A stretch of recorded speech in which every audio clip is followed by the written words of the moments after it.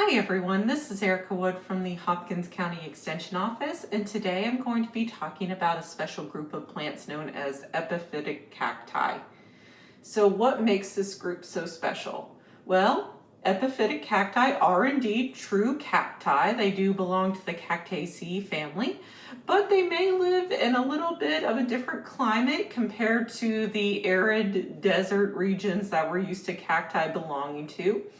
So many of our epiphytic, or sometimes we like to call them jungle cacti, will live in parts of Central and South America in our rainforest regions. And the term epiphytic means that these are plants that are able to anchor their roots onto things like branches, in tree canopies, in between rock crevices, things like that. So they're not actually really growing right down in the soil. A lot of times they're growing in leaf matter and leaf debris among the branches of trees. And so with these cacti, they've definitely adapted some interesting characteristics where a lot of times many of them have these really interesting flattened stems, if you will, that are able to photosynthesize, and those will continue to grow and really are able to reach out into the canopy in search of light. A lot of times these cacti have very beautiful blooms. A lot of times they might be either fragrant or bright and colorful, or they could be tubular in nature just to attract a variety of different pollinators to them. And so when it comes to epiphytic cacti, there's a number of different species that we have. We could have things like your traditional Schlumbergeras, which are your Christmas and Thanksgiving cacti that a lot of us have. We have smaller ones like our little Ripsalis, which sometimes we kind of nickname mistletoe cactus, dragon fruit, our different epiphyllums. All of them are kind of classified under that category of epiphytic cacti. And so a lot of the growing requirements are going to be similar to them. Some might prefer more light or adapt to lower light conditions than others. But this is kind of, for this video, I'm gonna kind of give you a little bit of a range to help you whenever you're growing these indoors. So with a lot of our epiphytic cacti, they are going to prefer brighter light. If you can give them that, they're going to grow better in brighter light. But a lot of times they can tolerate lower light conditions, but something to keep in mind is sometimes if they're in too low of light, those stems, those photosynthetic stems may get a little elongated and thin out because they're struggling under that light. So ideally, if you have something like, say, an east or a west facing window where they're getting sun either in the morning or in the afternoon, or sometimes they can even tolerate a south facing window, you just maybe be mindful. Some things like your Christmas, Thanksgiving cactus, their phylloclades may start to kind of redden with a little bit more sunlight.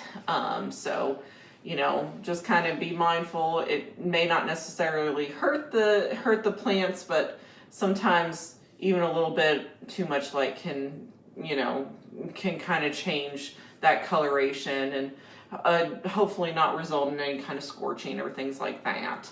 But generally, east or west facing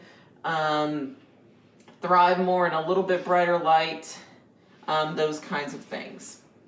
Now, when it comes to watering, so these are cacti, but they may need to be watered a tad more frequently than your traditional cactus.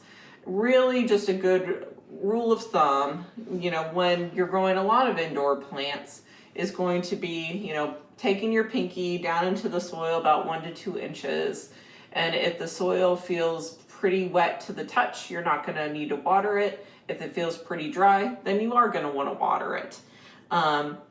These can go longer periods without water, but you may notice that the stem segments, or what we call phylloclades with our holiday cactus, is they may kind of appear a little bit more wrinkled whenever they're not getting enough water. They may appear a little bit dried out, so you may need to give them a good drink. You want to watch that you don't overwater these too, though, where they're just sitting in soggy soil, because then they can develop different types of stem rot, root rot diseases, which, you know, could end up killing your plants. When it comes to other things, these are plants that really they're going to do fine in higher humidity if you can give them higher humidity, but they're going to tolerate lower levels of humidity. So, you know, unlike other cacti, you might be able to give these more of a high humid room compared to others, like say in the kitchen or in the bathroom where there's a little bit more moisture in the air. When it comes to things like propagation, the cool thing about these epiphytic cacti is they're relatively easy to propagate. So you can take cuttings of these different stems and you can easily root them down in the soil, and they are able to grow new roots and then eventually a new plant. So something as simple as this, you know, this is a Christmas cactus here, something as simple as like just kind of lightly twisting off this phylloclade. And what you can do, you can let this sit for like a day or two to let kind of that area where it came off callus over, and then stick it down in the soil. Although sometimes you can just go ahead and directly plant into the soil and it'll be fine too. Or like with some of your other cacti, as long as you have a nice sharp pair of scissors or pruners, you can make a nice clean cut and then take that cut and plant it in the soil too. So, you know, relatively easy to propagate. Now, when it comes to things like pests and diseases, these are a little less prone to issues compared to other houseplants that we have. You will want to be mindful of things like, I would say spider mites could potentially be on the scale, insects, mealybugs. Those are going to be the insects that you need to watch out for. A lot of times you can use, you know, something like an insecticidal soap to kind of keep their populations in check. When it comes to diseases, again, you know, you watch for the rots. You don't want to overwater these plants at all. And also, sometimes whenever we splash water and it hits these stems, sometimes bacteria or fungi are able to spread through those water droplets, and it may result in some kind of leaf spot or yellowing, or kind of necrosis. And so you will want to be mindful of that. You don't want to risk spreading any kind of disease or things of that nature. Now, sometimes these will bloom for you indoors. Of course, it's going to kind of depend on the species of jungle cactus. A lot of times, especially if you have like a holiday cactus, as our day lengths get shorter, and we have kind of cooler temperatures, especially cooler nighttime temperatures, that will spur these plants into bloom. And so you can kind of see a good example on this Christmas cactus. This one is in bloom right now and it's got this really pretty reddish pink bloom to it. And so, you know, aesthetically, these are very kind of more structural. You're going to use these as more of a kind of hanging basket plant, or you could hang them from like a bookshelf or somewhere that they can kind of, you know, hang from.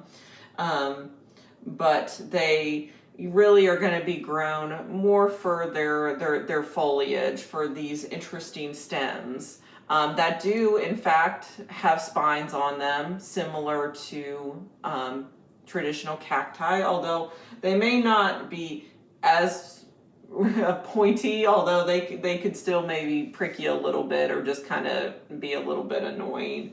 So just be mindful of that. But they almost, for a lot of these, are kind of more like these bristle type structures. So that'll pretty much do it for epiphytic cacti. If you all have any other questions about them, feel free to reach out to our office. Thank you all and have a good day.